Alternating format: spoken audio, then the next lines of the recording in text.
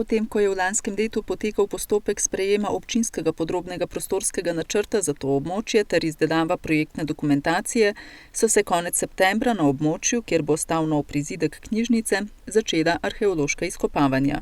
Sicer dela pod budnim nadzorom Zavoda za varstvo kulturne dediščine enota Ljubljana izvaja podjetje PEP iz Slovenske Bistrice. Sama dela so bila na podlagi javnega razpisa v bistvu naročena in so v vrednosti 155 000 evrov z davkom.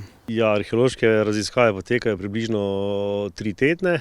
Do zdaj smo prišli nekje do leta 1800 plus minus 50 let. V bistvu smo odstranili urnico in pač odkrivamo zadeve, ki so na tej starosti, na tej globini.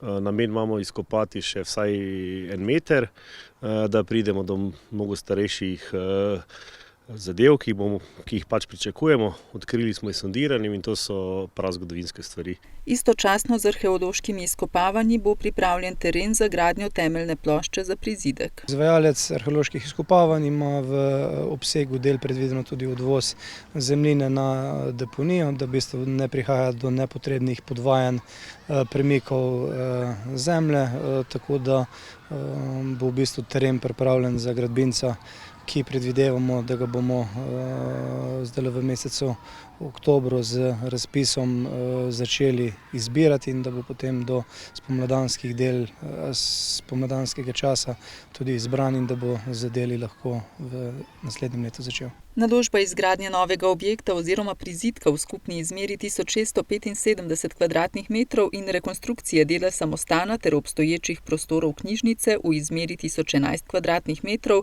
bo zajemala 2 sklopa. Prvi zajema dvoetažni objekt z zeleno streho in vso potrebno opremo na lokaciji, kjer trenutno potekajo arheološka izkopavanja, drugi pa prenovo samostanskega dela in povezavo obeh objektov. Prvi del, za katerega je gradbeno dovoljenje že pridobljeno, se pravi za prizidek, načrtujemo začetek v naslednjem letu in potem končanje do leta 2021, sicer je pa malce odvisno tudi od finančne dinamike in pa zagotovljenih sredstev v proračunu.